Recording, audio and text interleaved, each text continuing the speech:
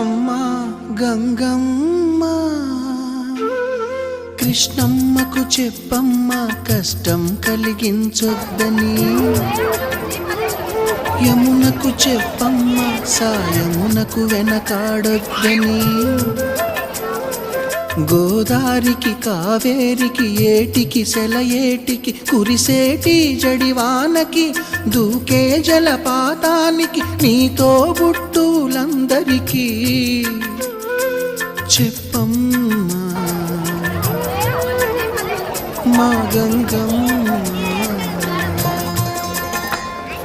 జీవనదివిగా